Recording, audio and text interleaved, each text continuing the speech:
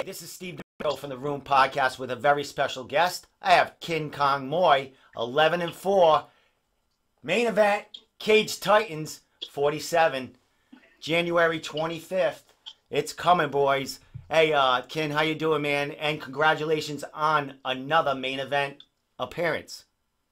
Thank you, thank you. I am looking forward to it. I am doing fantastic. I am looking forward to fighting Tateki Matsuda. I'm here to wreck Tech. I'm going to smash this dude's face. And it's surprising because usually I fight pretty without emotion. I just do my thing. I mean, I get pretty aggressive in there sometimes, but it's really, there's never any feelings that I have towards the particular person. But this time is different. This is going to make for some drama and maybe some shit talk. Excellent. Well, we didn't know this was coming from Ken because, you know, like you said, in the past, you know, few fights or most of your career, there hasn't been much animosity in your fights. It's basically go in there and do your business. But this is something special that, you know, we learned. You don't like Tech. And in the past, you've spoken about how you used to look up to him when he was first, you know, when he was around here or when you were starting your career. Talk about how this, you know, how this all turned around. Well, you know, it's funny. They say that there's a story behind every fight, and I think that the only way to do this one justice is to give you a bit of context for the whole thing, even before that or beyond that. So I'm going to start by saying that I'm sure a lot of people have seen from my posts on social media that this is going to, for sure, be my last local fight. I'm intending to retire from my professional MMA career after this.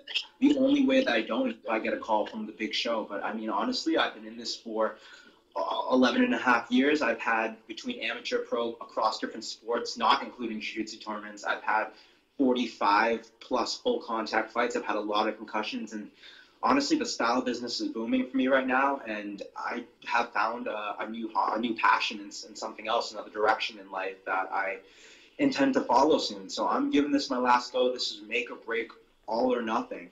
And the funny thing is, you know, I've been obsessed, as many fighters are, I've been obsessed with this sport, this art for so long. And it used to mean so much to me, and it still does and will always have a special place in my heart.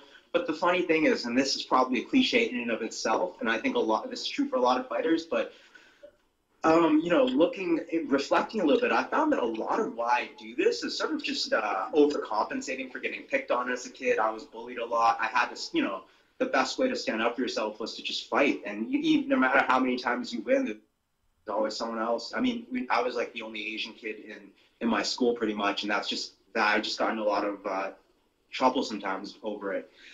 But long story short, I mean, I have a lot of, I find that the sport can be a very wholesome outlet for my energy. But at the same time, I have a lot of demons. And I think that part of why I like getting locked in a cage and beating the fuck out of people is because of some things that have happened with me in the past. And I'm ready to, you know, move on from that. I feel good about myself as a person. I don't feel scared for my safety anymore. I feel just like I can carry myself with my head high and walk happily through life. But you know, it's funny. I was almost thinking about not even taking another fight. I was like, my style business is just doing so well right now, and I don't feel like I have anything left to prove to myself in terms of how tough I am or whatever.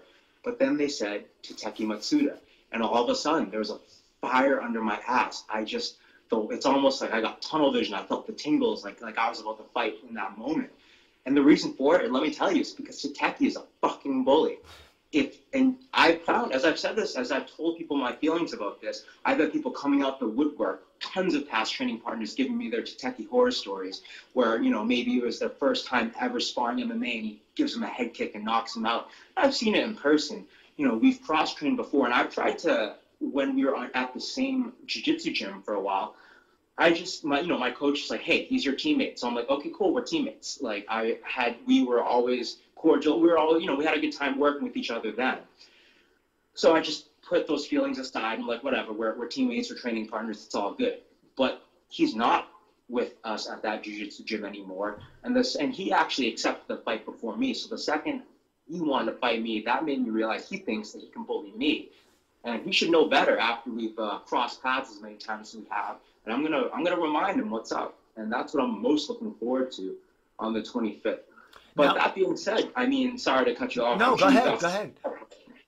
Man, Like, yeah, I'm talking like people their first time working with him, like, let's not go hard, I'm new to this. He'll piece them up real good. I've seen it, I've watched him, work with maybe roll with lower belts or newer people, and he'll just grind the life out of them, and he takes some weird sadistic pleasure in it. And it's fun. Again, back then I would just, whatever, like, we're teammates, it's fine. But then when I know that he thinks he can do that to me, it just sets me off. It makes me feel some kind of way. I just feel this fire inside. And, like, I have to smash his face open and rub it all over the mats is how I feel about it. And to be honest, poor Tateki, I mean, he's gonna face the music for things he didn't even do, because obviously a lot of this is, he's never done any of this for me, but it's just all these feelings from my past just swelling up and making me want to take it out on him. Well, man, I mean, this is, as far as me knowing, I'm not in there, I'm not in the gyms like this. Has he been in your radar to actually fight someday, and it just happened, it happened to happen at, Cage Titans? It's funny, we've had a really weird, we've crossed paths a lot in different gyms, and we've almost fought before at a Cage Titans like a while ago. But it's funny, I made a joke about this online. This is like the would-be fight of like 2015 or something. So it's funny now, like 5 years later, that it's finally coming to fruition. But again, bully, right? I'm 3-0. I just won my fight in CS against Dennis Paiva, and then they come up and they're like, hey, like, would you fight Tateki? Tateki wants to fight you. And I'm like, this dude has like 18 fights right now. Like, I'll fight you someday, bud. But like, let me just get and I know, I'm like, I know I can take him, but I just want to make sure I get my bearings under me. And you probably may have seen that Instagram story I showed of us boxing, because we used to have the same boxing coach, and I was an amateur, and he was already, like 9 to 12 fights in as a pro, and he came in to work with me. But again, his MO, if he can get you, if he can put it on you, he's gonna pour it on you. So I expected from him, but I pieced him up real good. I've got plenty of footage of the whole thing that I've never actually I just never did anything with it, but now I can make some make some nice little in social media promos for it. But that was our first encounter, and it was funny because at the time I really looked up to him. I was just an amateur. I was watching him fight, and I thought he was incredible. And I, had respect for his skills, even though my pace, I was able to outwork him. But it's just, after that, and then after seeing how he treats people who he's stronger and more experienced than, like, it's funny. Again, like I said, I used to really look up for him, but now I just have this contempt for him. Now, you spoke about, people, speaking of him in the gym, like they've experienced it too. Are there a lot of like fighters behind you, they kind of want Kin to get the revenge for them? Like, are you, you're fighting because you have, a grudge against him for doing this, and also because he's calling you out, and he's a great opponent and name to fight for this, this main event. But are there other people like reaching out to you going, I can't wait to smash his face in and stuff like that? You'd be surprised by how many fighters who are well-known, well-respected, are, who we probably wouldn't try that with now. When they first came in, they're like, you had like one amateur fight at the time, and he just like smashed me in the face with little gloves, even though we said we were going light. I've been amazed. I mean, I've seen it happen with people, and I know people who work with him who've experienced that. But once I started mentioning why I'm very fired up about this, I've had a surprising number of fighters come out and tell me that. And I was like, holy cow, this guy's a ball wipe. Well, I've never seen you worked up this much, Ken. I mean, you're very and you're speaking about it being your last fight. It's basically all or nothing here. I mean, you say last fight regional. I mean, if the UFC, or is it just the UFC after this fight with a big win? Is it just them calling, or Bellator gives you an offer, you'll go there? Is it all or nothing right now?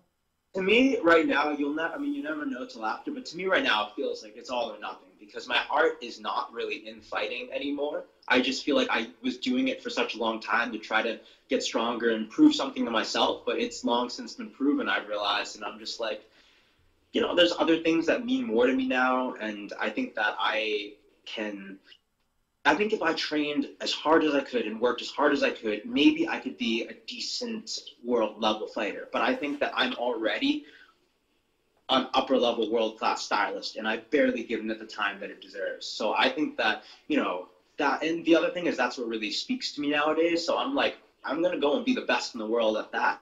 And I'm like halfway there already without even giving it my full time.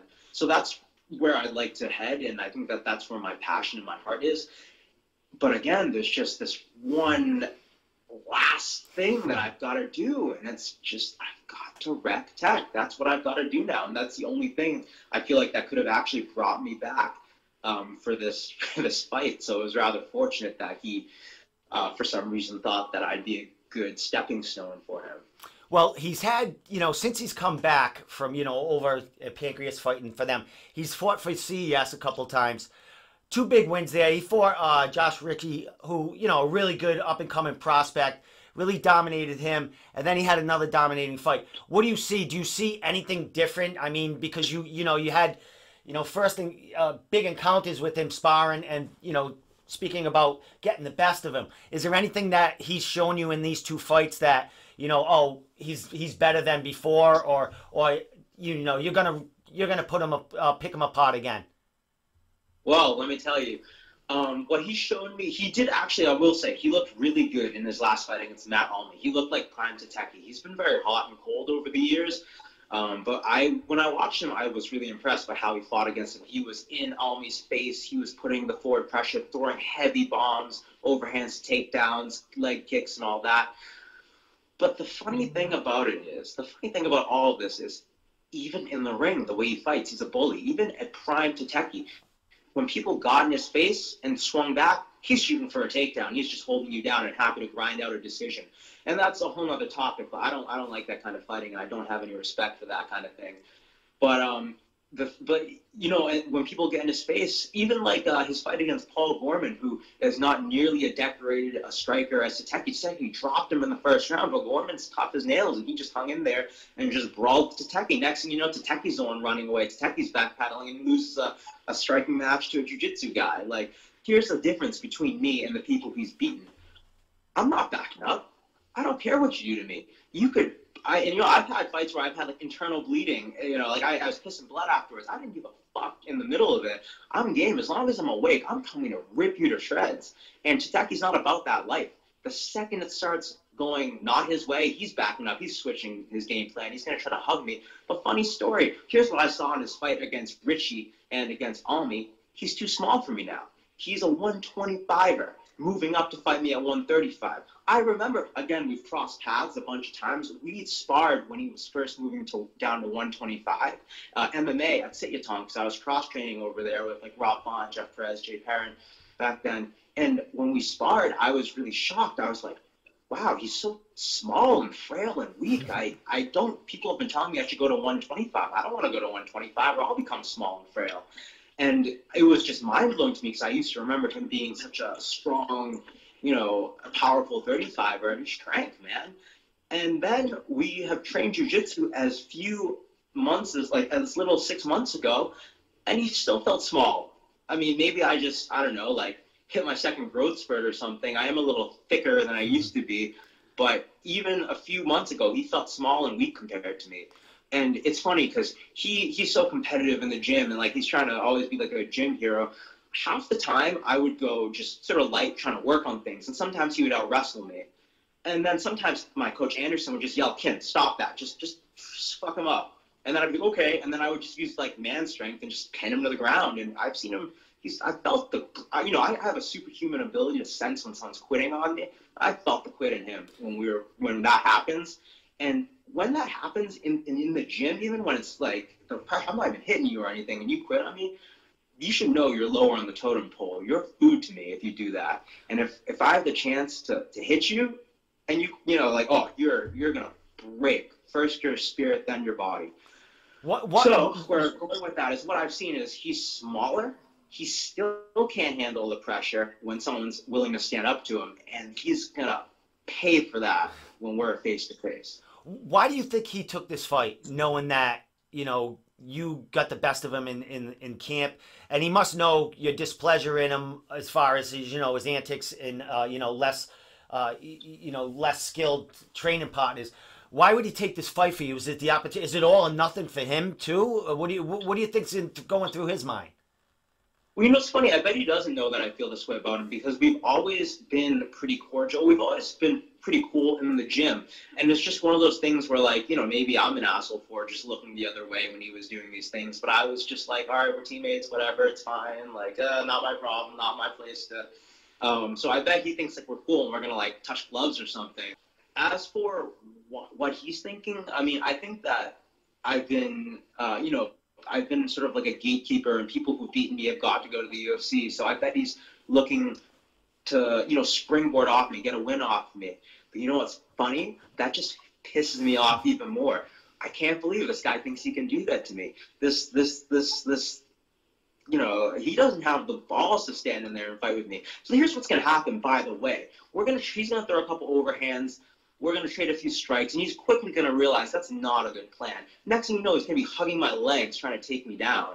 And he's too small-bodied for that to work. Even if he gets me down, I'm literally just going to stand up, pick him up, yeet him across the cage. Like, God, this is going to be a mistake on his part. Well, watching, this is going to be, what, your 5th fight since you came back, made you come back here. You had a title fight in there with Jay Perrin, who you spoke about you getting some rounds in with him. Your progression, as far as his progression in his fights, is far superior as far as what you've been doing to your opponents, especially your last fight when you just. I mean, it looked like we gonna have to put you away after that fight. I mean, you were just destroying him in there. Is that what we're gonna see here with Ken Moy? You don't talk about backing up. You're gonna go forward. Are you going to even give him a chance to even think about shooting on you?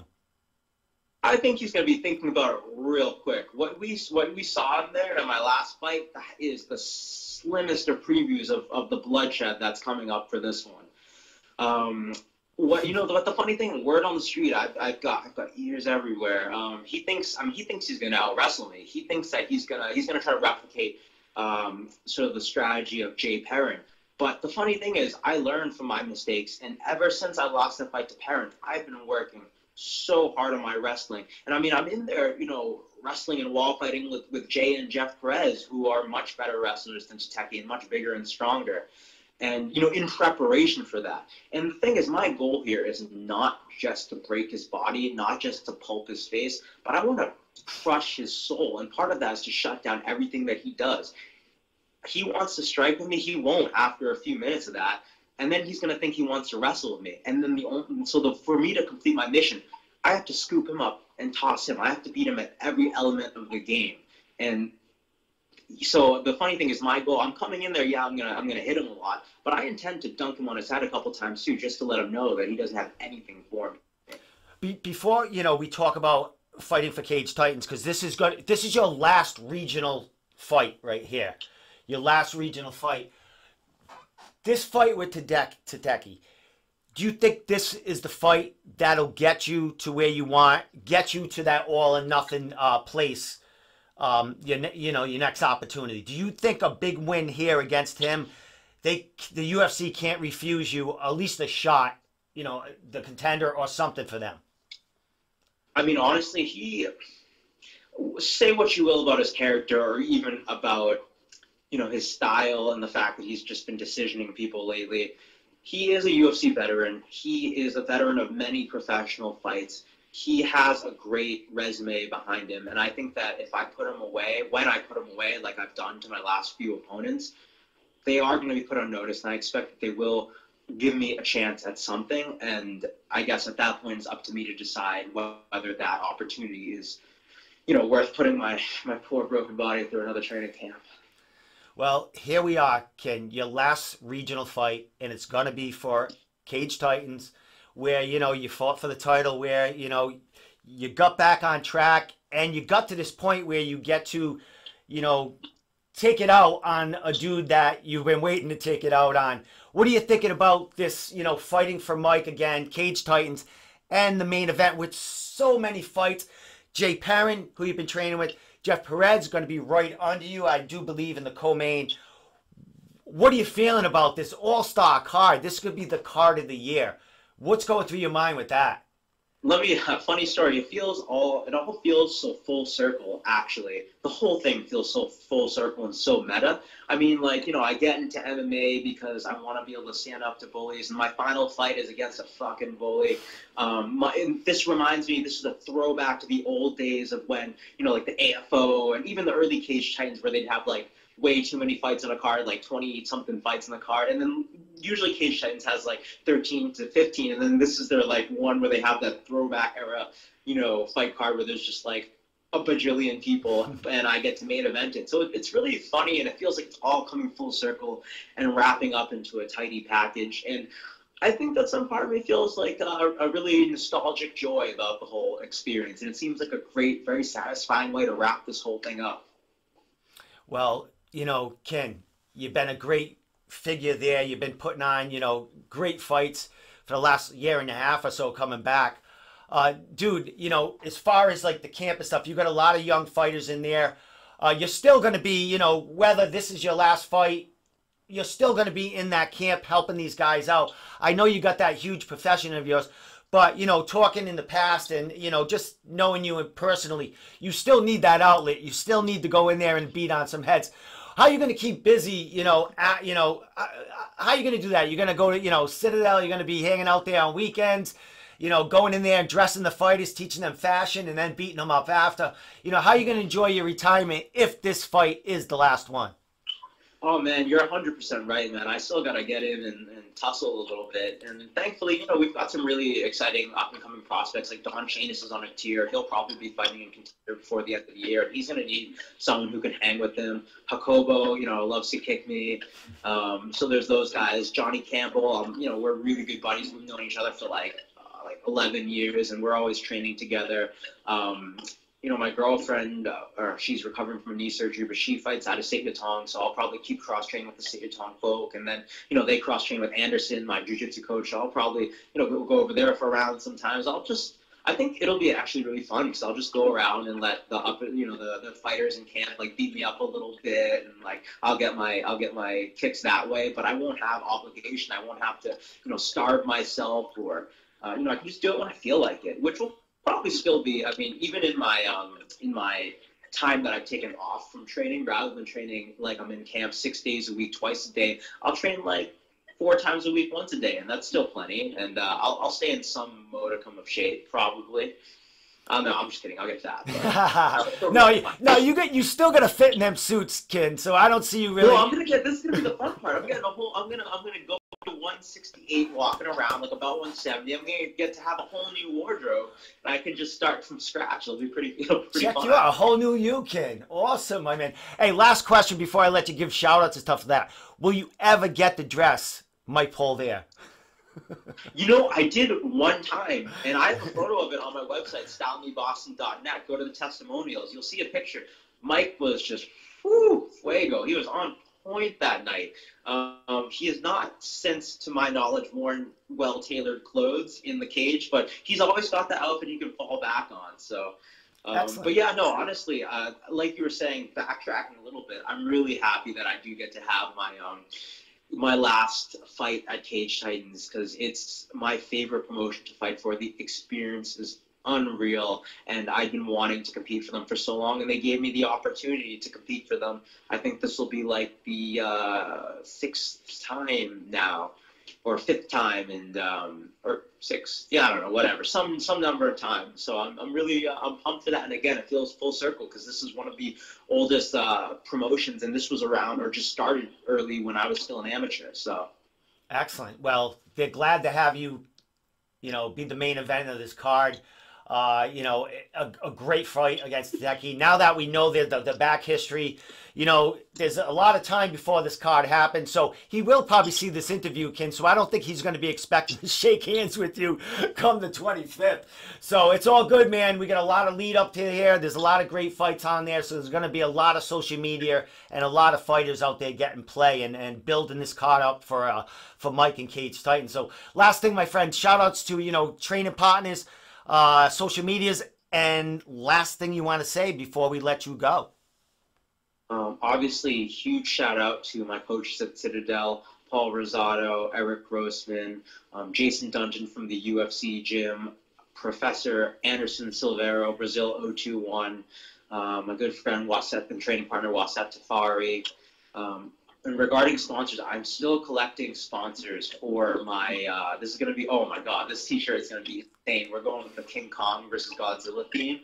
So hopefully people, I'm going to be finalizing the design probably early next week or middle of next week. So sponsors, hit me up. This shirt is going to be, whoo, trust me, you want to be on this. So like DM me, bro. Excellent, man. Last thing, social media, because you have all that stuff all over. You've been plastering stuff, selling tickets, showing little previews of, you know, what your shirts and the posters that you're going to be making. Shout out that social media so we can check you out. Yeah, guys, find me. I mean, I feel like at this point, maybe I'm just fooling myself. I think everyone already knows. It's, at King Kong Moy at Instagram. I have not used my King Kong Moy Facebook page for a while, so don't worry about that. And if you want to see some suits and style me boss at Instagram. But yeah, man, you guys know where to find me, so check it out.